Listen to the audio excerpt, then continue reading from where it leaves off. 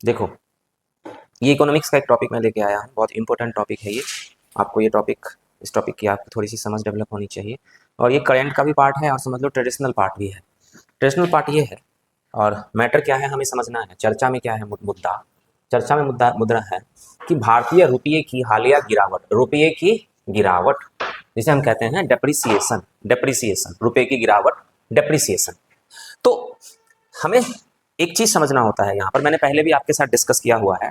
Depreciation, जब ये depreciation word use होगा तो इसका मतलब क्या हो जाएगा कि जो हमारा रुपया है उसको कंपेयर करेंगे हम किसके साथ, उसको हम करेंगे डॉलर के साथ, डेप्रिसिएशन। और एक तो डेप्रिसिएशन होता है वर्ड और दूसरा होता है डीवैल्यूएशन। ठीक है, दो वर्ड यूज होते हैं, दोनों डी से है, डेप्रिसिएशन और डीवैल्यूएशन। तो हमें यहाँ पर डिवैल्यूएशन पे नहीं समझना है, बस हमें यहाँ डेप्रिसिएशन में समझना है, जिसे हम हिंदी में कह देते हैं मूल्यह्रास, मूल्यह्रास,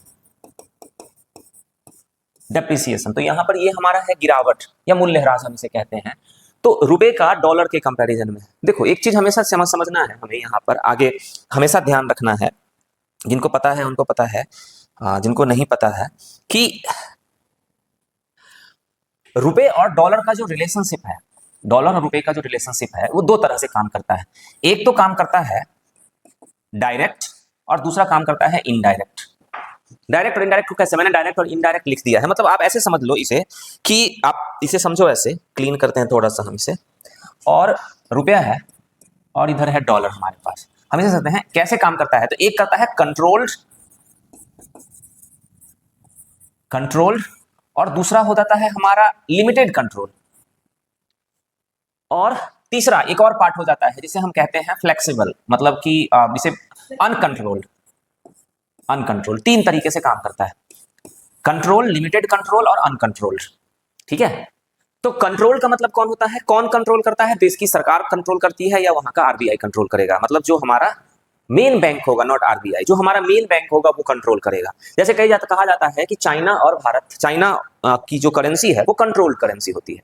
तो या तो वो कंट्रोल्ड है, कौन कंट्रोल कर रहा है ध्यान रखना है, या तो देश की सरकार कंट्रोल कर रही है या उसका बैंक कंट्रोल कर रहा है। लिमिटेड कंट्रोल, लिमिटेड कंट्रोल का मतलब हो जाता है कि पूरी तरह से कंट्रोल नहीं है, लेकिन कई बार सरकार या बैंक कंट्रोल कर लेते हैं, लिमिटेड कंट्रोल। और तीसरा होता है अनकंट्रोल, अनकंट्रोल का मतलब हो जाता है कि वो चीज, अच्छा एक चीज और यहां पर समझना है कि उसे समझते हैं हम,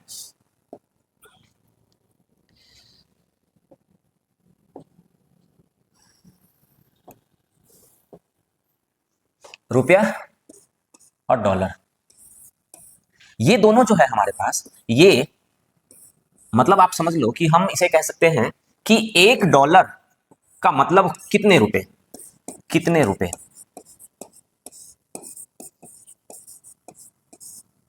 ठीक है, कितने रुपए देकर हम एक डॉलर खरीद सकते हैं, ये होता है मतलब, कितने रुपए देकर हम एक डॉलर खरीद सकते हैं। यह संबंध जो है, रुपए और डॉलर का संबंध जो है, ये जैसे मैंने अभी आपको बताया तीन तरीके से होता है। एक तो होता है कंट्रोल, जिसमें कंट्रोल किया जाता है, एक होता है लिमिटेड कंट्रोल और दूसरा होता है अनकंट्रोल। अब क्या है कि सबसे पहले समझते हैं कि अनकंट्रोल का मतलब क्या होता है। सबसे पहले अनकंट्रोल का मतलब हो जाता है कि रुपए और डॉलर का संबंध बाजार से निर्धारित होता है। बाजार, बाजार में ठीक उसी तरह से होता है जिस तरह से टमाटर ज्यादा आ गया हो तो रेट कम, टमाटर कम हो तो रेट ज्यादा, है ना। इसे हम कहते हैं डिमांड और सप्लाई का नियम, डिमांड और सप्लाई के नियम। अगर बाजार में रुपए और डॉलर का संबंध डिमांड और सप्लाई पे काम करे तो हम उसे कहते हैं अनकंट्रोल्ड। और लिमिटेड कंट्रोल में क्या होता है, लिमिटेड कंट्रोल में होता है दोनों, मार्केट के अकॉर्डिंग भी और गवर्नमेंट का इंटरफेरेंस भी, सरकार का भी रोल हो जाता है। मार्केट के अकॉर्डिंग चलता रहता है, लेकिन क्या होता है कभी कभी सरकार इंटरफेयर करती है। सरकार का मतलब यहां पर होता है सरकार नहीं करती है डायरेक्ट, बैंक करता है, सेंट्रल बैंक करता है। और कंट्रोल का मतलब हो जाता है जहां मार्केट से कोई मतलब ना हो, जहां पर सिर्फ सरकार या उस देश का बैंक डिसाइड करे कि कैसे होगा, तो हम उसे कहते हैं कंट्रोल। ये अंतर हमें समझना पड़ेगा। ठीक है, अब इसको दूसरे सेक्शन में देखो, देखो अनकंट्रोल, सबसे पहले अनकंट्रोल का मतलब समझना होता है हमें कि ये क्या होता है, ये बाजार पर आधारित होता है, मार्केट पर आधारित होता है, ये मार्केट पर आधारित होता है। अब मार्केट पर कैसे आधारित होता है, तो देखो अगर डॉलर ज्यादा है, अगर डॉलर ज्यादा है बाजार में, अगर डॉलर ज्यादा है तो जो चीज ज्यादा होती है उसका मूल्य कम हो जाता है। बाजार का नियम है। तो डॉलर ज्यादा है तो इसका मूल्य क्या होगा, कम हो जाएगा। और अगर डॉलर कम है तो इसका मूल्य क्या होगा, ज्यादा हो जाएगा। किसके कॉन्टेक्स्ट में, रुपए के कॉन्टेक्स्ट में। हम यहां पर रुपए के कॉन्टेक्स्ट में कर रहे हैं, यहां पर हमारा रुपए के कॉन्टेक्स्ट में। अगर डॉलर ज्यादा है तो डॉलर का मूल्य रुपए के कॉन्टेक्स्ट में कम हो जाएगा। ठीक है, अगर डॉलर कम है तो मूल्य ज्यादा हो जाएगा। एग्जाम्पल से समझो, आप एग्जाम्पल से समझो कि एक डॉलर मिल रहा है 50 रुपए में, एक डॉलर मिल रहा है 50 रुपए में।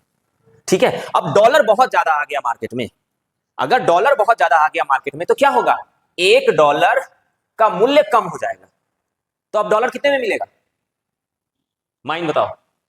अब डॉलर कितने में मिलेगा हमें, जहां पहले 50 रुपए मिलता था, अब डॉलर बहुत ज्यादा आ गया मार्केट में। तो बहुत ज्यादा आ गया मार्केट में, तो अब वही डॉलर कितने रुपए में मिलेगा, आसपास का लगाओ। हाँ, तो कितने में मिलेगा, 50 से एक कम या एक ज्यादा,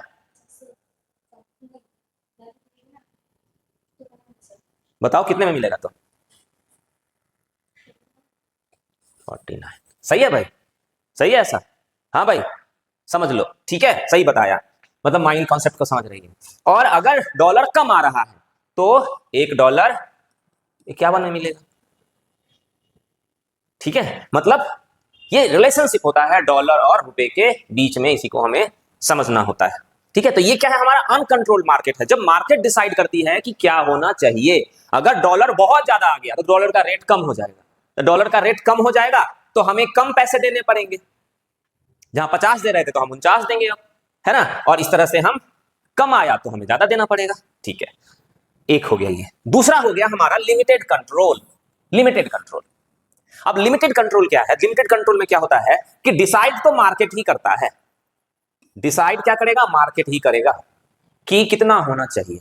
अगर डॉलर ज्यादा है तो मूल्य कम हो जाएगा, और डॉलर कम है तो मूल्य ज्यादा हो जाएगा। मार्केट ही डिसाइड करेगा। लेकिन क्या हो जाता है यहां पर, कई बार जब एक अनबैलेंस ज्यादा क्रिएट हो जाता है इसमें, तो वहां पर उस देश का जो सेंट्रल बैंक है, वो सेंट्रल बैंक इंटरफेयर करता है। जैसे भारत के अंदर, भारत के अंदर क्या करता है, जब रुपए का मूल्य गिरता चला जाए, इस कॉन्टेक्स्ट को समझना है। मतलब हमें इस कॉन्टेक्स्ट को समझना है कि जब रुपए का मूल्य गिरता चला जाए, जब रुपए का मूल्य गिरता चला जाए, इसका मतलब क्या हो रहा है, डॉलर कम आ रहा है कि ज्यादा आ रहा है, कम आ रहा है ना। ये कॉन्सेप्ट है, इसको समझना पड़ेगा। इस कॉन्सेप्ट को समझोगे तभी यूपीएससी के क्वेश्चन होंगे भाई, नहीं तो नहीं होंगे क्वेश्चन। ठीक है, जब रुपए का मूल्य गिर रहा है, जब रुपए का मूल्य गिर रहा है, इसका मतलब है डॉलर मजबूत हो रहा है। दोनों के बीच इनवर्स रिलेशनशिप हो रहा है। रुपए का मूल्य गिर रहा है मतलब डॉलर मजबूत हो रहा है, और डॉलर मजबूत हो रहा है मतलब डॉलर कम आ रहा है।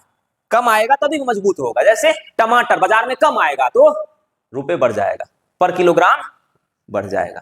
ठीक है, तो रुपए का मूल्य गिर रहा है मतलब कि डॉलर कम आ रहा है, तो डॉलर कम आ रहा है। इसी चीज को समझना है, इसी पे हमारा पूरा टॉपिक है, आगे वाला टॉपिक। डॉलर कम आ रहा है, ठीक है, रुपए का मूल्य गिर रहा है मतलब डॉलर कम आ रहा है।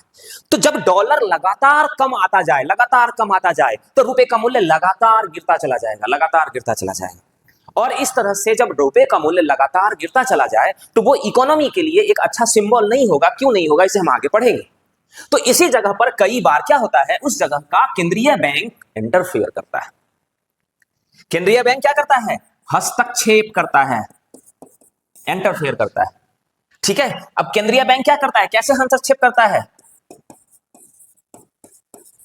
तो केंद्रीय बैंक के पास डॉलर का एक रिजर्व होता है। केंद्रीय बैंक के पास डॉलर का एक रिजर्व होता है, वो अपने पास बहुत सारा डॉलर रखता है ना। तो मैटर क्या है हमारे पास, हमारे पास क्या है, मैटर ये है कि डॉलर कम है, डॉलर कम है तभी रुपए का मूल्य गिर रहा है। ठीक है, डॉलर कम है तभी रुपए का मूल्य गिर रहा है। इस चीज को रोकने के लिए क्या करना पड़ेगा, डॉलर बढ़ाना पड़ेगा बाजार में। ठीक है, डॉलर कम आ रहा है, टमाटर कम आ रहा है, मूल्य बढ़ा हुआ है, तो टमाटर का मूल्य गिर जाए इसके लिए क्या करना पड़ेगा, टमाटर डाल दो बाजार के अंदर कहीं से मंगा के। यही करोगे ना आप। टमाटर का मूल्य ज्यादा है लोगों को दिक्कत हो रही है, आपको सरकार में हो, आपको टमाटर का मूल्य कम करना है, क्या करो, बाजार में टमाटर डाल दो, ले अपने आप मूल्य गिर जाएगा। ठीक है, तो डॉलर कम है, मूल्य रुपए का गिर रहा है, तो आपको एक्स्ट्रा डॉलर डालना पड़ेगा। तो वही काम क्या करता है, ये जो हमारा आरबीआई है, जो उसके पास रिजर्व है, उस रिजर्व में से कुछ डॉलर वो बाजार में डाल देता है। ठीक है, इसी को हम कहते हैं लिमिटेड कंट्रोल। लिमिटेड कंट्रोल है यहां पर भारत जैसे देश में, इंडिया में ये होता है। कई बार आरबीआई इंटरफेयर करती है, आरबीआई इंटरफेयर करती है कैसे, आरबीआई अपने डॉलर में से पैसे निकाल के बाजार में डाल देती है। अब ध्यान रखना है, जब भी आरबीआई अपने में से पैसे निकाल के बाजार में डालेगी तो आरबीआई के पास जो रिजर्व है वो क्या हो जाएगा, कम हो जाएगा। डॉलर का जो रिजर्व है वो डॉलर का रिजर्व कम हो जाएगा, और वो रिजर्व क्या होगा, बाजार में आ जाएगा। अब ये चीज और चीज ध्यान रखना है, ये जो बाजार में डॉलर आएगा वो आएगा कैसे, जैसे मैंने कहा कि ये डॉलर आ जाएगा बाजार में, ये कैसे आएगा, डॉलर बाजार में कैसे डालेगा आरबीआई, तो आरबीआई क्या करेगा, आरबीआई क्या करेगा, मान लो कि एसबीआई ये काम करती है, लोग जाके एसबीआई के अंदर और एसबीआई के अंदर पैसे देते हैं और वहां से डॉलर ले लेते हैं। ठीक है, तो आरबीआई क्या करेगा, आरबीआई एसबीआई को क्या करेगा, डॉलर देगा और इसके बदले में इससे क्या करेगा, रुपए ले लेगा। ठीक है, इसी तरह से आरबीआई मार्केट में डॉलर डाल देती है। ठीक है, लेकिन ध्यान रखना है, ये कोई समाधान नहीं है, ये कोई सॉल्यूशन नहीं है, इससे लॉस हो सकता है। ये लिमिटेड पीरियड के लिए ध्यान रखना है, ये जो सॉल्यूशन है, ये सॉल्यूशन जो है वो लिमिटेड पीरियड के लिए होता है, लॉन्ग टर्म के लिए ये नहीं होता है। बाजार में आरबीआई जो इंटरफेयर करती है, किसको रोकने के लिए, रुपए के डेप्रिसिएशन को रोकने के लिए, मूल्य ह्रास को रोकने के लिए जो इंटरफेयर करती है, उसमें जब वह अपने रिजर्व में से डॉलर निकाल के दे देती है बाजार में, यह एक शॉर्ट टर्म सॉल्यूशन होता है, लॉन्ग टर्म सॉल्यूशन नहीं होता है। ठीक है, ओके। अच्छा, तो हमारा तीन तरह से हो गया, कंट्रोल की हमें बात नहीं करनी है, कंट्रोल तो हो गया हमारे पास। कंट्रोल क्या हुआ, सरकार पूरी तरह से कंट्रोल करती है, रुपए का मूल्य कितना होना चाहिए, चीन में ऐसा होता है, वो सरकार डिसाइड कर लेती है, आरबीआई डिसाइड करता है। लिमिटेड कंट्रोल हमने देख लिया कि इंडिया में लिमिटेड कंट्रोल इस तरह से है। ठीक है, और कई देशों में अनकंट्रोल्ड है, कई देशों में अनकंट्रोल्ड है, जहां पर जैसे यूएसए है ना, यूएसए में या यूएसए में तो डॉलर ही है, कई और देशों को ले लो आप, यूरोपियन कंट्रीज के देशों को ले लो, तो वहां पर क्या है, अनकंट्रोल्ड है वहां पर। लेकिन आप समझ लो कि पूरी तरह से किसी भी देश में अनकंट्रोल्ड नहीं होता है ना। अगर आपसे कभी क्वेश्चन पूछा जाए कि कुछ देशों में पूरी तरह से अनकंट्रोल्ड होता है, ये नहीं होता है, पूरी तरह से किसी भी देश में अनकंट्रोल्ड नहीं होता है, वहां पर थोड़ी सी शक्ति होती है, जानबूझकर ऐसा रखा जाता है। ठीक है, अच्छा, अब इस पार्ट को हमने समझ लिया, अब हम एक नेक्स्ट पार्ट पे चलते हैं। देखो, ऐसे समझो कि हमने ये देख लिया कि डॉलर और रुपए का संबंध है, डॉलर रुपए का संबंध है। डॉलर अगर ज्यादा होगा तो डॉलर का मूल्य कम हो जाएगा और इसका मूल्य क्या होगा, इसका मूल्य बढ़ जाएगा। और अगर ये कम है तो इसका मूल्य बढ़ जाएगा और इसका मूल्य गिर जाएगा।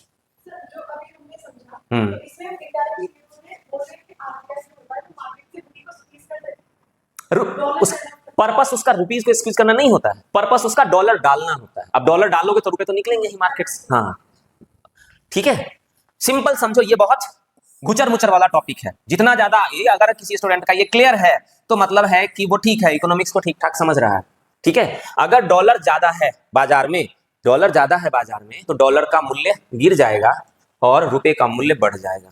ये हमने अभी अभी समझा है। डॉलर कम है तो डॉलर का मूल्य बढ़ जाएगा, रुपए का मूल्य गिर जाएगा। अच्छा, अब ये समझो कि ये डॉलर ज्यादा और कम क्यों है बाजार में। हमारे पास, हम तो डॉलर छापते नहीं है ना, हमारे पास डॉलर छापने की तो अथॉरिटी नहीं है। इसका मतलब क्या है कि डॉलर हमारे पास कहीं से आता है, कहीं से आता है,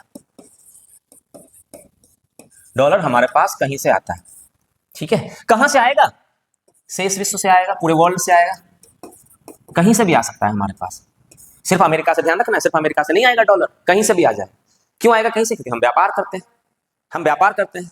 तो हम व्यापार करते हैं तो हमारे पास डॉलर आएगा। तो इसका मतलब है कहीं से भी अगर भारत के अंदर डॉलर आएगा तो क्या होगा, हमारा एक मेथड क्या है, व्यापार, व्यापार के माध्यम से डॉलर आएगा।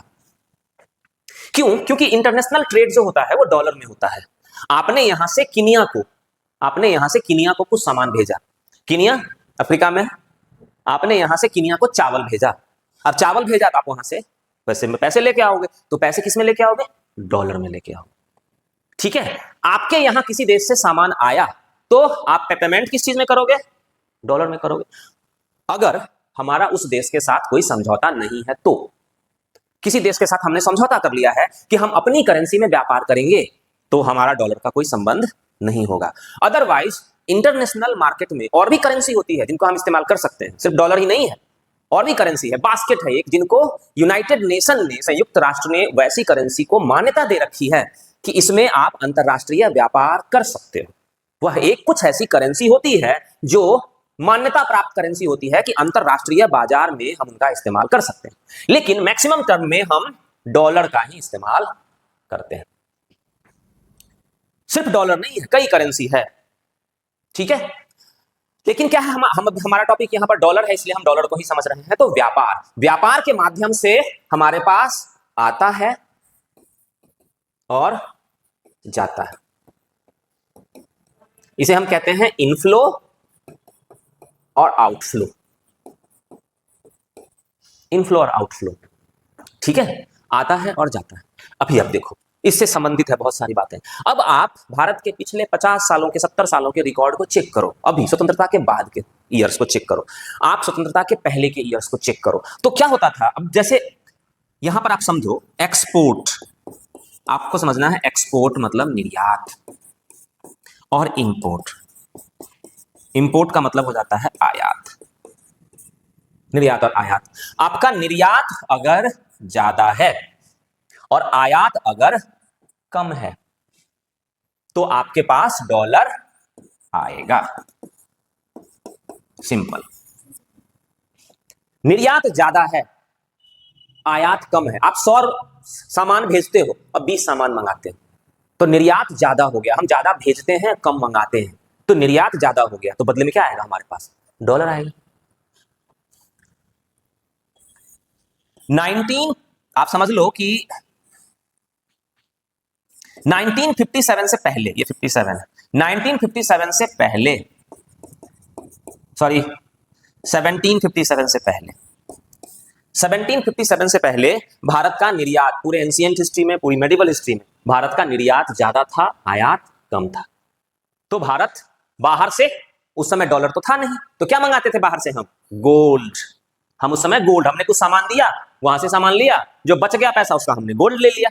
ठीक है, लेकिन बाद में क्या हुआ, बाद में गोल्ड धीरे धीरे खत्म होने लगा, कम होने लगा, तो गोल्ड की जगह किसने ले लिया, रुपए ने ले लिया। ठीक है, और 1947 के बाद ये स्थिति बदल गई, है ना, इसे हमें समझना है। सिंपल समझो आप, अगर आपका निर्यात ज्यादा होगा, आयात कम होगा, तो डॉलर आएगा, और अगर इसका उल्टा हो गया, इसका अगर उल्टा हो गया तो डॉलर आपके यहां से जाएगा। और भारत की प्रेजेंट स्थिति क्या है, अभी उल्टा। अभी भारत की प्रेजेंट स्थिति की बात कर लो तो हमारा एक्सपोर्ट हमारा कम है और इंपोर्ट हमारा ज्यादा है, बहुत ज्यादा है। तो हम इसे क्या कहते हैं, डेफिसिट, हम इसे कहते हैं घाटा, ये हमारा होता है घाटा। ठीक है, इसे हम कहते हैं घाटा। तो हमारे पास डॉलर कम आ रहा है और डॉलर ज्यादा जा रहा है यहां से। ठीक है, डॉलर कम आ रहा है और डॉलर ज्यादा जा रहा है, तो क्या हो जाएगा, आपके देश में रुपए का डेप्रिसिएशन हो जाएगा। ठीक है, क्या हो जाएगा, रुपए का डेप्रिसिएशन हो जाएगा। ओके, समझ में आ रहा है, ये समझो इसे, माइंड। ठीक है, तो इस तरह से घाटा, जब भी घाटा की स्थिति होगी तो रुपए, वैल्यू ऑफ रुपए के मूल्य में कमी आ जाएगी। और भारत इसी कंडीशन को फेस करता है, इसी कंडीशन को। अगर ये हो रहा है, अगर ये हो रहा है तो हम इसे कहते हैं स्ट्रक्चरल, स्ट्रक्चरल डेफिसिट या स्ट्रक्चरल डेप्रिसिएशन, इसे हम कहते हैं स्ट्रक्चरल डेप्रिसिएशन। स्ट्रक्चर में, स्ट्रक्चर की वजह से रुपए के मूल्य में ह्रास हो रहा है। इसे हम कहते हैं स्ट्रक्चरल डेप्रिसिएशन या संरचनात्मक, संरचनात्मक। ठीक है, इस वजह से भारत में अगर डॉलर निर्यात कम हो रहा है, आयात ज्यादा हो रहा है, डॉलर हमारे पास कम आएगा, संरचनात्मक डेप्रिसिएशन। ठीक है, स्ट्रक्चर में परिवर्तन, स्ट्रक्चर की वजह से ऐसा हो रहा है। अच्छा, अब देखो कि सिर्फ यही एक तरीका नहीं है जिससे भारत में डॉलर आता हो। तो एक तो हमने देख लिया व्यापार, व्यापार की वजह से हमारे देश में डॉलर आ सकता है, आ सकता है।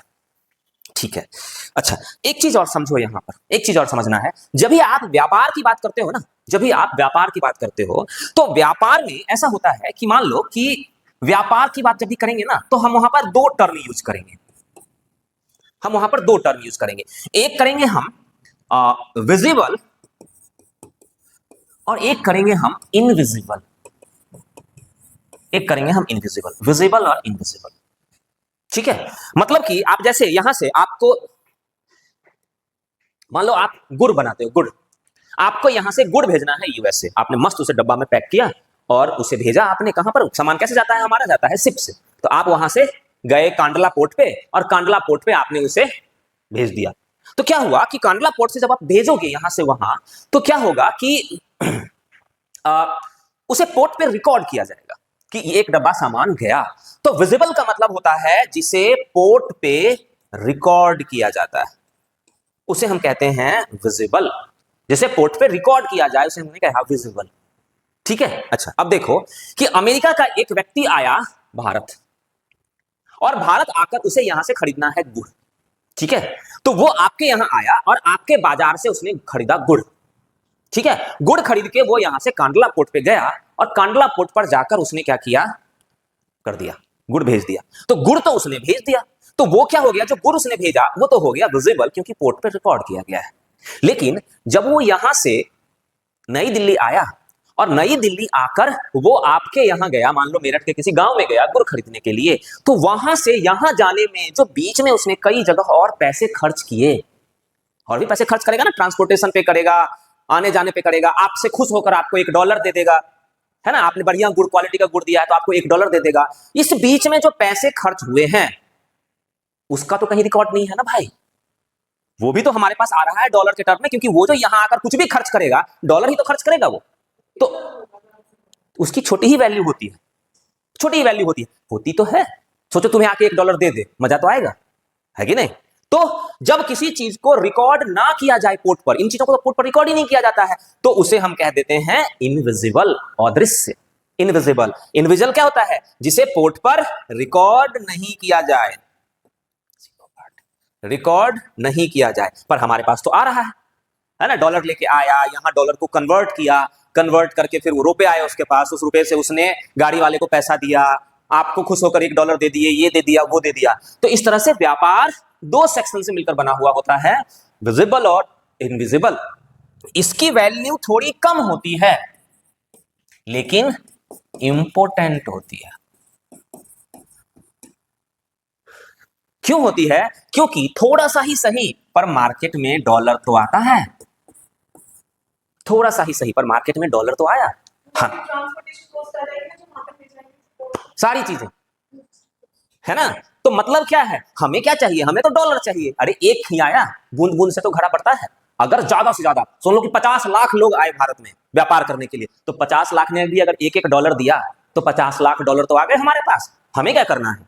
पर हम क्या है, सुअर, उनके साथ घटिया बिहेव कर देंगे तो वो डॉलर देगा ही नहीं हमें, है ना। इसीलिए बिजनेस में हमेशा अच्छा बिहेव किया जाता है, तभी सामने वाला खुश होकर देता है। ठीक है भाई, हमें मतलब क्या है? हमें मतलब है इससे। अब देखो कि जो चीज विजिबल है पोर्ट पे, उसमें तो हमारा घाटा हो रहा है, विजिबल है उसमें तो हमारा घाटा है, तो इस वाले घाटे की भरपाई हम इससे तो कर सकते हैं।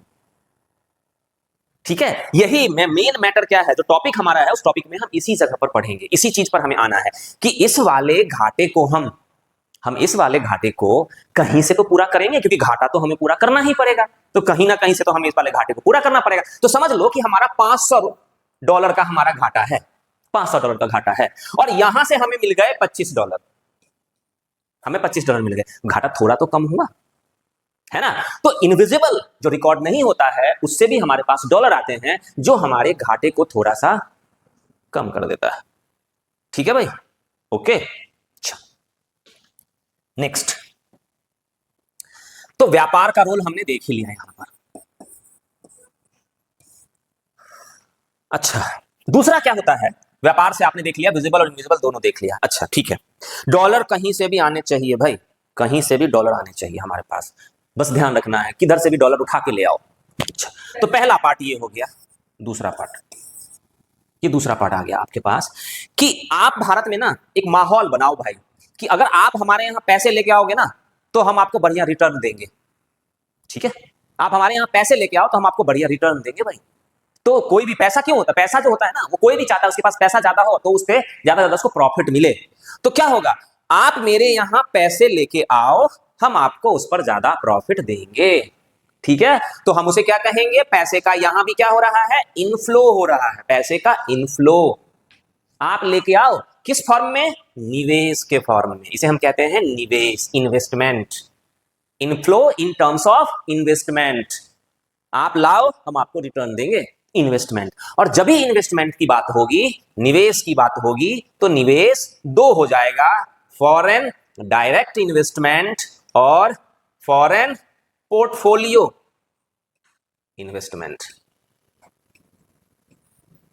एफडीआई और एफपीआई, फॉरेन डायरेक्ट इन्वेस्टमेंट और फॉरेन पोर्टफोलियो इन्वेस्टमेंट, है ना। इसे हम क्या कहते हैं, प्रत्यक्ष विदेशी निवेश।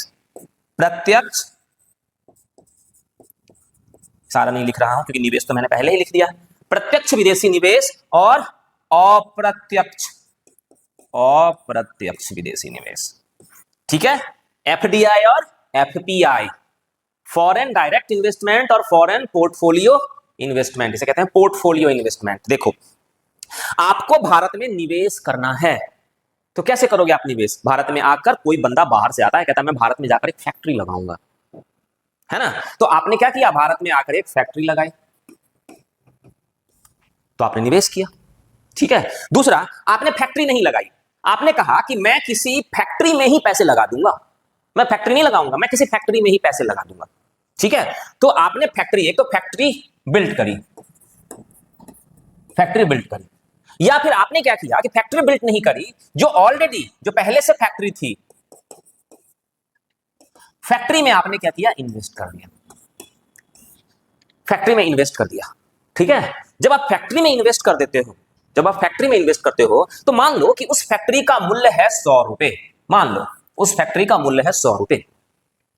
अब इस 100 रुपए में इसका 10%, अगर आपने इसके 10% तक का मूल्य इन्वेस्ट कर दिया, 10% तक, मतलब 100 का 10%, 10 रुपया, अगर आपने 10% तक मूल्य इन्वेस्ट कर दिया तो ये बन गया एफडीआई। ठीक है, और अगर आपने लेस देन 10% तक इन्वेस्ट किया तो ये बन गया एफपीआई। सिंपल तरीके से अगर समझो तो यही होता है, कंपनी की जितनी वैल्यू है उस वैल्यू का 10% और उससे ज्यादा अगर आपने निवेश किया, 10% और उससे ज्यादा, तो वो बन जाता है एफडीआई, और 10% से कम निवेश किया तो वो बन जाता है एफपीआई, फॉरेन पोर्टफोलियो इन्वेस्टमेंट। ठीक है, ओके। अब देखो, समझो, ये जो लेस देन 10% इन्वेस्ट किया, अच्छा एक चीज और समझो, ये जो होता है एफडीआई और एफपीआई, पेज चेंज कर लेते हैं हम, एफडीआई और अगर आप एफपीआई की बात करो, एफपीआई की बात करो, तो ये जो होता है एफपीआई, ये ज्यादा अच्छा होता है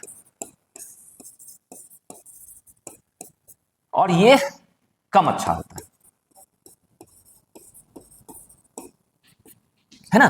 क्यों होता है, क्योंकि जब कोई बंदा 10% से ज्यादा इन्वेस्ट करता है तो कुछ गवर्नमेंट के नॉर्म्स उस पर काम करने लग जाते हैं, कुछ गवर्नमेंट के रूल्स उस पर काम करने लग जाते हैं, मतलब कि जो पैसे उसने लगाए हैं वो पैसे निकाल के ले जाने में, निकाल के ले जा सकता है लेकिन निकाल के ले जाने में थोड़ा वक्त लग जाता है ना। जैसे आप कहीं पर जाकर कोई बिल्डिंग बना दो, तब बिल्डिंग सेल करोगे वगैरह वगैरह, तो उसमें वक्त लगेगा। आपने किसी को जाके पैसे दे दिए, ले पैसे, तो वो पैसे उससे लेना आसान होता है।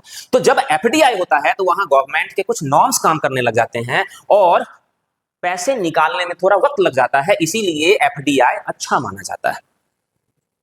और एफपीआई की बात करो तो किसी को आपने पैसे दे दिए, आप कभी भी वहां से निकाल लो, ला भाई मेरे पैसे दे, तो इसलिए ये कम अच्छा माना जाता है। तो एक देश के लिए क्या ज्यादा अच्छा है, एफडीआई या एफपीआई? एफडीआई ज्यादा अच्छा होता है।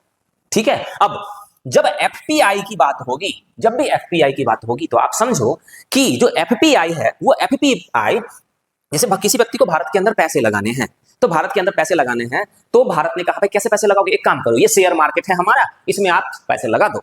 तो एफपीआई देखो सामान्य तरीके से मैं समझा रहा हूं, है ना, बिल्कुल मैं अंदर डीपली नहीं जा रहा हूं। तो किसी को, आपको मान लो कि कोई विदेशी है, उसे भारत के अंदर पैसा लगाना है, तो वो क्या करेगा, किसी कंपनी के शेयर खरीदेगा। शेयर कहां खरीदेगा, शेयर मार्केट में खरीदेगा, शेयर मार्केट में शेयर खरीद लेगा। तो एफपीआई में एक इंपॉर्टेंट हो जाता है पार्ट, वो होता है शेयर मार्केट। ये शेयर मार्केट, तो शेयर मार्केट में कोई गया बंदा, जाने की जरूरत नहीं, अब सब चीज ऑनलाइन होता है, तो वहां से किसी कंपनी के, मान लो कि कंपनी है टाटा, और टाटा के शेयर्स खरीद लिए उसने। ठीक है, तो इस तरह से उसने पैसे लगा दिए। लेकिन शेयर मार्केट में जिस तरह से आप शेयर खरीद सकते हो, उसी तरह से आप शेयर बेच भी सकते हो। तो यहां पर इनफ्लो और आउटफ्लो दोनों बहुत आसान होता है, स्पीडी होता है, बहुत स्पीडी। लगाना और निकालना दोनों बहुत आसान होता है ना। तो ये जो है हमारा एफपीआई, इसमें क्या हुआ, इसमें लगाना और निकालना दोनों क्या होता है, आसान होता है। कभी भी लगा दो, कभी भी निकाल दो, इसलिए इसे अच्छा नहीं माना जाता है।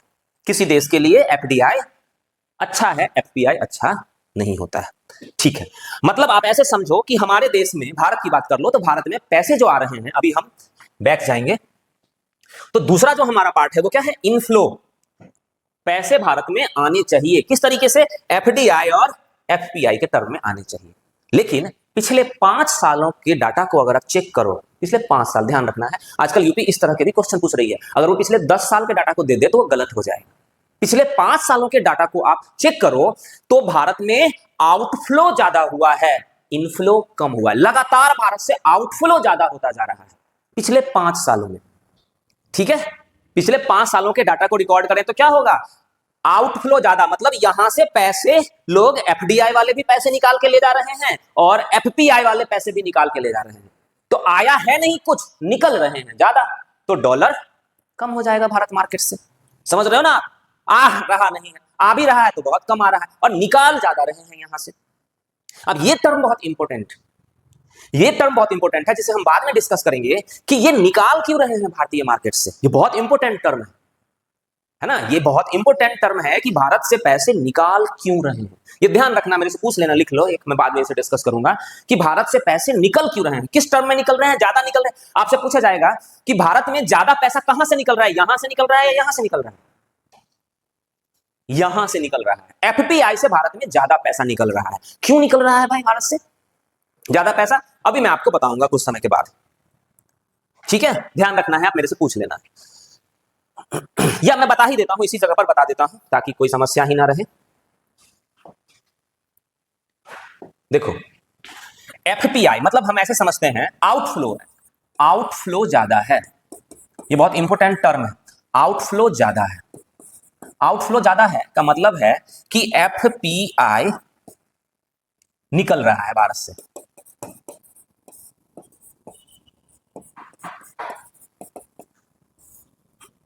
ठीक है, क्यों है ऐसा, क्यों हो रहा है, एफपीआई क्यों निकल रहा है। तो देखो, बहुत सारे बच्चे इस कंफ्यूजन में रहते हैं कि एफपीआई इसलिए निकल रहा है कि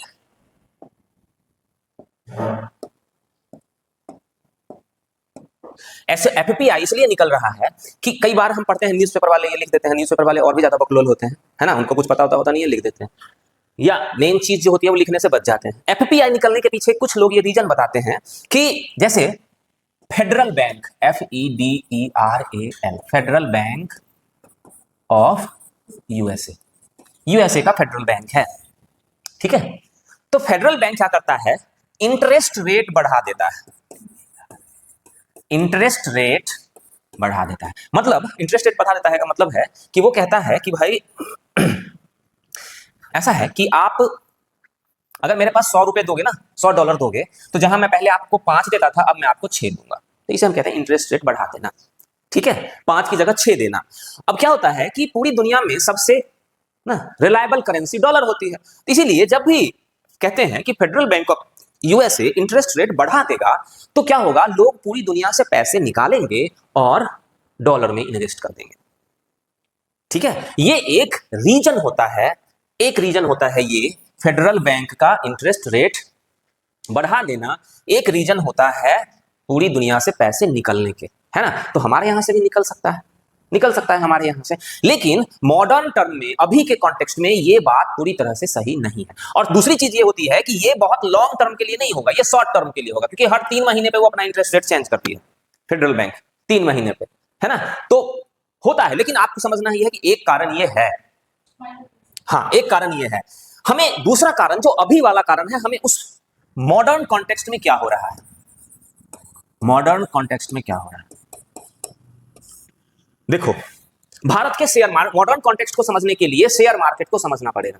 हमारे शेयर मार्केट, देखो हमारा शेयर मार्केट आप देखोगे कि बहुत ऊपर जा चुका है ना। आप देखोगे कि शेयर मार्केट की बात हम करेंगे तो शेयर मार्केट में सिंपली 2 तरह का बाजार होता है, सिंपल तरीके से समझो, पर 2 तरह का होता नहीं, होते हैं कई तरह के, पर 2 तरह का बाजार होता है। एक होता है जिसमें 30 सबसे बड़ी कंपनी के शेयर्स होते हैं, 30 सबसे बड़ी कंपनी के शेयर्स होते हैं, उन्हें कहते हैं सेंसेक्स। 30 सबसे बड़ी कंपनी के शेयर्स होते हैं, उन्हें कहते हैं सेंसेक्स। होते हैं कई सारे शेयर्स, लेकिन उस कई सारे शेयर्स का एक मेजर पार्ट जो होता है उसे हम कहते हैं सेंसेक्स, जिसमें 30 बड़ी कंपनी के शेयर्स होते हैं। दूसरा जिसमें 50 कंपनी के शेयर्स होते हैं, जो जहां पर 50 कंपनी के शेयर्स होते हैं उसे कहते हैं निफ्टी, या निफ्टी 50 कह देते हैं।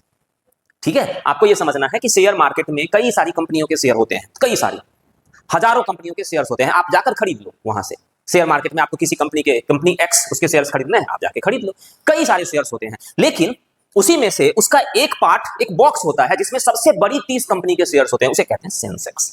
सबसे बड़ी 30 कंपनी के शेयर्स होते हैं। और 50 कंपनी के, अब देखो ध्यान रखना है कि ये जो 50 है उसमें इसके 30 भी हो सकते हैं, हो सकते हैं, बिल्कुल हो सकते हैं, ध्यान रखना है। तो इसके 30 हो सकते हैं या कम हो सकते हैं। मैटर ये भी होता है, यहां पर बहुत सारी चीजें होती है, उतना हम यहां पर नहीं समझेंगे, बस आप समझ लो ये 30 यहां भी हो सकते हैं, लेकिन 20 ज्यादा है यहां पर, तो इनको हम कह देते हैं सेंसेक्स और इनको हम कह देते हैं निफ्टी। अब आप देखो, अगर अभी सेंसेक्स की बात करो तो हमारा सेंसेक्स जो था वो 86,000 पे पहुंचा हुआ था अभी कुछ समय पहले। सेंसेक्स 86,000 पे पहुंचा, मूल्य है इसका, कैसे है ये हम अभी नहीं समझेंगे, समझेंगे तो हम बहुत टाइम हमारा चला जाएगा। बस ये समझ लो कि इनका 30 शेयर का एवरेज मूल्य निकाला जाता है, 30 शेयर का जो एवरेज मूल्य होता है उसे हम कहते हैं सेंसेक्स। 30 शेयर के औसत मूल्य को सेंसेक्स, 50 शेयर के औसत मूल्य को निफ्टी कहा जाता है। तो ये 30 शेयर का एवरेज मूल्य है वो कितना पहुंचा हुआ है, 86,000 पे पहुंचा हुआ है। औसत मूल्य निकालते हैं ना, 30 कंपनी की वैल्यू जोड़ देते हैं और नीचे 30 से डिवाइड कर देते हैं तो आ जाता है एवरेज, ये 86,000 पे पहुंचा हुआ है। और इसको देखोगे तो ये लगभग 29,000 पे पहुंचा हुआ है। ठीक है, अब ये 86,000 और ये 29,000 क्या है, इसे हम कहते हैं ओवरवेट, इसे हम कहते हैं ओवरवेट या ओवर वैल्यूएशन। भारत की जितनी, आपकी जितनी हैसियत होगी उसी के हिसाब से तो आपकी कोई मूल्य निर्धारित करेगा। आपकी हैसियत 20 की है और आपका मूल्य कोई 2,000 निर्धारित कर दे तो उसे क्या कहेंगे, ओवर वैल्यूएशन कहेंगे, है ना। तो भारत के जो शेयर मार्केट हैं वो ओवर वैल्यूएशन में है, और जब कोई शेयर बाजार ओवर वैल्यूएशन में चला जाता है तो वहां पर क्या होता है, प्रॉफिट कम हो जाता है। प्रॉफिट क्या होता है, कम हो जाता है। जब कहीं शेयर बाजार ओवर वैल्यूएशन में, जब मान लो कि आप क्या वैल्यू 20 रुपए है और आपने अपना वैल्यू कर रखा है 2,000 रुपए, है ना, तो लोगों को लगेगा ना यार ये तो 20 रुपए का है ना, 2,000 रुपए इसने अपना मूल्य कर रखा है, नहीं ये तो गड़बड़ है। तो क्या करेंगे, लोग इन्वेस्ट करने से बचेंगे वहां पर, है ना, यार जो 20 से बहुत ज्यादा है। जब हम किसी शेयर को खरीदते हैं तो हम ये देख के भी खरीदते हैं कि वो क्या ओवर वैल्यूएशन तो नहीं हो रहा है, उसका ओवर वैल्यूड तो नहीं हो रहा है वो शेयर, हम ये देख के भी शेयर खरीदते हैं। तो आपका मूल्य 20 है और कोई आकर आपको 2,000 देगा तो लगेगा यार क्यों दूं इसको 2,000 रुपए, 2,000 मूल्य का तो है नहीं। तो यहां पर आपका क्या है, ओवर वैल्यूएशन हो रहा है और ओवर वैल्यूएशन की वजह से प्रॉफिट कम होता जा रहा है। तो जब प्रॉफिट कम होगा तो क्या होगा, इन्वेस्टमेंट कम हो जाएगा, इन्वेस्टमेंट कम हो जाएगा, और जब इन्वेस्टमेंट कम हो जाएगा तो पैसे आएंगे ही नहीं आपके पास। तो क्या हो रहा है, भारत के शेयर मार्केट में पैसे आ नहीं रहे हैं। इसके कंपैरिजन में कुछ दूसरे मार्केट को अगर चेक करोगे तो वहां पर प्रॉफिट की ज्यादा पॉसिबिलिटी है, प्रॉफिट की ज्यादा संभावना है, वो मार्केट ओवर वैल्यूड नहीं है। तो एक तो ये चीज हो गई, ठीक है, हमारा बाजार जो है ओवर वैल्यूड है, इन्वेस्टमेंट कम, प्रॉफिट कम है, इन्वेस्टमेंट कम होगा तो इनफ्लो नहीं होगा, है ना। तो इस वजह से इन्वेस्टमेंट कम होगा तो क्या हो जाएगा, इनफ्लो कम हो जाएगा, ठीक है। ओवर वैल्यूड होने की वजह से इनफ्लो कम है, ठीक है। अब देखो एक चीज और समझो कि ये जो बाहर के लोग जो भारत में पैसे लगाते हैं ना, ये जो बाहर के लोग भारत में पैसे लगाते हैं, इसे हम नाम देते हैं FII, ये भी नाम देते हैं ना, आप FII कह लो, आप FPI कह लो, FII FPI ये कह लो। तो ये जो बाहर के लोग भारत में पैसे लगा रहे हैं ना, आप समझ लो कि वो बहुत ज्यादा समझदार होते हैं। कोई जाकर ऐसे नहीं किसी देश में पैसे लगाएगा, वो बहुत क्या होते हैं, समझदार होते हैं, समझदार होते हैं, ठीक है। मान लो मुझे पैसा लगाना है तो मैं डायरेक्ट, अगर मैं समझदार नहीं हूं तो मैं नहीं लगाऊंगा, तो मैं क्या करूंगा, अपना पैसा किसी ऐसे व्यक्ति को दूंगा जो बहुत समझदार है, और फिर वो व्यक्ति उसमें पैसे लगाएगा और वहां से रिटर्न लेके वो मुझे देगा।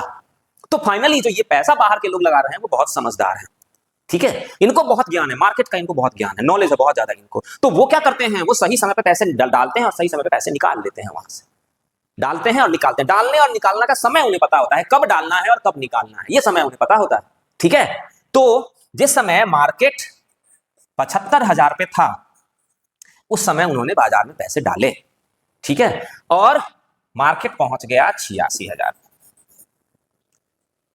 अब इन्हें यह बात पता है कि ये बाजार ओवर वैल्यूड हो रहा है, ओवर वैल्यूड हो रहा है, तो वो क्या करेंगे, पैसे, अपने शेयर्स सेल कर देंगे और पैसे निकाल लेंगे, और पैसे निकालकर किसी दूसरी जगह पे लगा देंगे, ठीक है। तो इस वजह से क्या हो रहा है, हमारे बाजार में शेयर सेलिंग हो रही है, शेयर्स की सेलिंग हो रही है।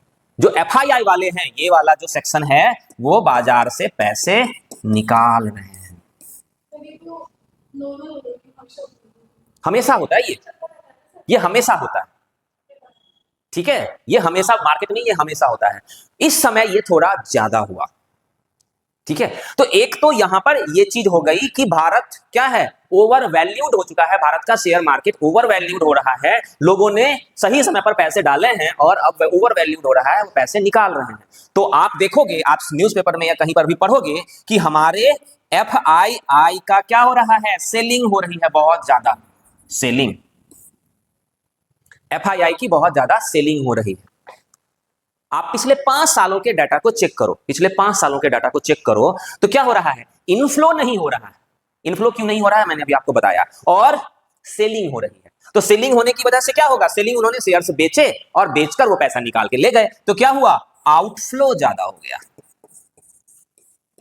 इनफ्लो हो नहीं रहा है, आउटफ्लो ज्यादा हो गया।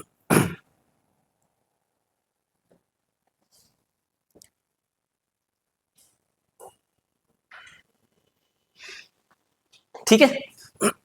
तो अगर यहां पर देखो आउटफ्लो ज्यादा हो रहा है, मतलब FPI निकल रहा है। क्यों निकल रहा है, उसके पीछे एक रीजन हमने देखा फेडरल बैंक का ये होता है, और दूसरा रीजन हमारा क्या हो गया, हमारा मार्केट का, हमारे मार्केट का ओवर वैल्यूड होना, ठीक है। तो हाँ, 5 साल से आउटफ्लो ज्यादा हो रहा है, निकल रहा है, इन्वेस्टमेंट कम हो रहा है और निकल ज्यादा रहा है। क्योंकि हमारा मार्केट देखोगे इतने दिनों में, जब मोदी जी की सरकार आई थी तो बहुत ज्यादा मार्केट बढ़ा था उस समय, सेकेंड टर्म में, है ना, बहुत ज्यादा मार्केट बढ़ा था, और फिर वो धीरे धीरे अब ओवर वैल्यूड हो चुका है। अभी तो मैंने बता दिया, जब तुम्हें लगेगा कि उसमें प्रॉफिट है ही नहीं तो आएगा नहीं। नॉर्मल कैसे होगा, जब तुम्हें पता चलेगा कि मैं, वो बहुत समझदार है, वो वहीं जाएंगे जहां उन्हें रिटर्न अच्छा मिलेगा। तो वो देख रहे हैं भारत जा रहा हूं तो 8% रिटर्न मिल रहा है, सिंगापुर जाऊंगा तो 18% रिटर्न मिलेगा, तो क्यों आएंगे भारत, है ना। तो भारत में पैसे लगाएंगे। माना गया है कि पिछले 5 सालों में भारत के शेयर मार्केट ने 8% रिटर्न दिया है, ये डाटा है, 8% रिटर्न दिया है, जबकि सिंगापुर का मार्केट 12% रिटर्न दे रहा है। तो वो तो भाई कहीं भी लगाएंगे पैसे, उनको क्या मतलब है भारत में लगाने से। तो इसलिए इनफ्लो नहीं हो रहा है, और दूसरा निकल रहा है तो आउटफ्लो ज्यादा हो रहा है, ठीक है। तो दूसरा रीजन ये हमारा हो गया, इनफ्लो कम होना और आउटफ्लो ज्यादा होना, इन दोनों ने मिलकर कंपाउंड इफेक्ट डाल दिया, ठीक है। और इसका रीजन क्या है, सर आ रहा हूं, 2 मिनट बैठिए। इसका रीजन क्या है? मार्केट का ओवर वैल्यूड होना, मार्केट ओवर वैल्यूड, ठीक है, ओवर वैल्यूड हो गया मार्केट। तीसरा रीजन, ये एक बहुत बड़ा, अभी अगर अभी पूछा जाए तो अभी का सबसे बड़ा कारण ये है, अभी जो ऐसा हुआ है डेप्रिसिएशन क्यों हो रहा है? देखो, अब पिछले 5 सालों से देखो डेप्रिसिएशन बहुत ज्यादा हो रहा है ना, रुपए धराधर नीचे गिरता जा रहा है। सिंपल रीजन है, क्यों गिर रहा है रुपए इतना ज्यादा? इनफ्लो नहीं हो रहा है, एफडीआई भी कम आ रहा है। अभी मैं डाटा आपको दिखाऊंगा, एफडीआई भी कम हो रहा है, एफआईआई भी कम हो रहा है और निकल ज्यादा रहा है, ठीक है। तो दूसरा रीजन ये हो जा रहा है मार्केट का ओवर वैल्यूड होना। पहला रीजन क्या था? व्यापार में घाटा। दूसरा रीजन क्या था? मार्केट का ओवर वैल्यूड होना। और तीसरा रीजन क्या है? International reason. इंटरनेशनल रीजन जैसे वॉर, है ना, इंटरनेशनल रीजन में आ जाएगा वॉर। जैसे ईरान से अभी अमेरिका का वॉर चल रहा है, कॉन्फ्लिक्ट चल रहा है। तो जब ऐसे कारण आते हैं ना, ऐसे कारण, तो लोगों को लगता है कि अपने पैसे, लोग बड़े अजीब, पैसे के मामले में लोग थोड़े से अलग होते हैं। वो सोचते हैं कि उनका पैसा उनके हाथ में रहे तो ज्यादा बेहतर है। तो वो क्या करेंगे? जहां जहां पर भी पैसे लगा रखा है वहां से वो पैसे निकाल लेंगे, है ना। तो जब भी वॉर लाइक सिचुएशन होगी, तो पैसे क्या होंगे? वहां से, जिसमें कहीं पर भी पैसे लगे हुए हैं, तो आपके यहां पर पैसे डॉलर के टर्म में लगे हुए हैं, तो डॉलर आपके यहां से क्या हो जाएगा? सेलिंग हो जाएगी। ये इमीडिएट है, इमीडिएट प्रभाव है, ये अभी का प्रभाव होता है हमारा, रिसेंट। तो आउटफ्लो ज्यादा। हाँ जी बोलो। नहीं, पर इंटरनेशनल इंपैक्ट प्रभाव पड़ता है ना भाई, कब पता नहीं युद्ध किस करवट बैठ जाएगा, इस डर में, है ना। कहीं ऐसा हो कि भाई पूरी तरह से कंडीशन खराब हो जाए, है ना। जब भी इस तरह की कंडीशन आती है तो लोग सोचते हैं ना उनका पैसा, क्योंकि लोगों ने ये देखा है कि बैंक भी बैंकरप्ट हो जाता है, तो वो लोग सोचते हैं ना कि उनका पैसा उनके हाथ में रहे तो ज्यादा बेहतर है इन कंपैरिजन टू बैंक। तो या तो वो सरकारी बैंक में पैसा रखेंगे जहां पर उन्हें लगता है कि डूबेगी भी तो पैसा डूबेगा भी तो सरकार दे देगी, हमें कुछ ना कुछ तो देगी, तो वो पैसा कहीं से भी निकाल के या तो अपने सरकारी बैंक में रख लेंगे पैसा, या फिर वो अपने घर में रखने की कोशिश करेंगे। पर वो शेयर मार्केट में तो नहीं रखेंगे, क्योंकि शेयर मार्केट में उन्हें पता है कि नुकसान होगा, तो वो नहीं रखेंगे। इसलिए जब भी ऐसी कोई कंडीशन क्रिएट होती है तो लोग मार्केट से पैसा निकालने लगते हैं। जैसा कोविड में आपने देखा, लोग पैसा निकाल रहे हैं, है ना। मार्केट की कंडीशन बहुत खराब है, लोगों की मेंटेलिटी ऐसी होती है, मैक्सिमम कुछ लोग ऐसे होते हैं उस खराब कंडीशन में भी पैसे लगा देते हैं, क्योंकि उन्हें पता होता है, वो ज्यादा समझदार होते हैं। जो खराब समय में पैसे लगाएं, समझ लो वो ज्यादा समझदार हैं, उनका पैसा ही बहुत ज्यादा बढ़ जाता है, ठीक है। तो इस तरह से यहां पर हमने ये देखा है कि अभी की जो कंडीशन है जिसमें रुपए का डेप्रिसिएशन हो रहा है, तो रुपए के डेप्रिसिएशन के पीछे जो सबसे बड़ा कारण है वो हमारा है ये वाला कारण सबसे बड़ा कारण है। बाकी और भी कारण हो सकते हैं, लेकिन अभी सबसे इंपॉर्टेंट रोल ये प्ले कर रहा है। तो लगातार ही तो घट रहा है, लगातार अब 10 साल दे दें। पिछली बार जो क्वेश्चन आया था ना, वो आया था पिछले 10 सालों में, तो अगर 10 साल इस तरह से आ जाए, नहीं, हमारे हिसाब से स्टेटमेंट नहीं बनेगा ना, क्योंकि मार्केट हमारे हिसाब से अब स्टेटमेंट नहीं बन सकता है ना, क्योंकि मार्केट अलग तरह से बिहेव कर रहा है। हाँ बोलो। अगर बीच में ऊपर नीचे हुआ है, 5 सालों में लगातार घट रहा है, अभी मैं डाटा दूंगा ना, हाँ अभी मैं डाटा है मेरे पास, अभी वो टॉपिक पे तो मैं आया ही नहीं हूँ, वो टॉपिक तो अभी बचा हुआ है जो लास्ट में इसके बाद करवाऊंगा, ठीक है। ओके, पूछो।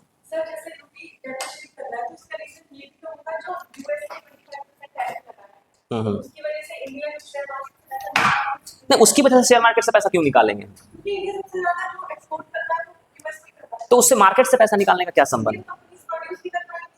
नहीं, ये नहीं है, ये देखो, ये है पेपर, दुनिया को ऐसा लग रहा था कि ये सॉर्ट आउट हो जाएगा, ये शॉर्ट टर्म के लिए था, कहां ज्यादा दिन तक कहां रहा, है ना। पर इसके लिए 1-2 दिन प्रभाव रहा, पर इसके लिए लॉन्ग टर्म में, मतलब ऐसा मत नहीं समझो कि 3 महीने तक। आप देखो उस मार्केट में 1-2 दिन के लिए शेयर मार्केट गिरा, फिर अपने आप बढ़ने लगा, क्योंकि ये एक ऐसी समस्या थी जो लोगों को, सबको पता था, मुझे भी पता था, ये सॉर्ट आउट हो जाएगा। व्यापार ऐसे चल ही नहीं सकता है ना कि एक देश मनमाना टैरिफ लगा दे, ये सब व्यापार नहीं चल सकता है। व्यापार हमने WTO बनाया क्यों है? इसलिए तो हमने WTO बनाया है कि कोई देश अपनी मर्जी से मनमाना टैरिफ ना लगा ले, है ना। तो उसमें 1-2 दिन शेयर मार्केट गिरा, लेकिन उसके बाद वो फिर संभल गया, तो इसलिए वो रीजन तो बिल्कुल नहीं हो सकता मार्केट से पैसे निकलने का रीजन, ठीक है।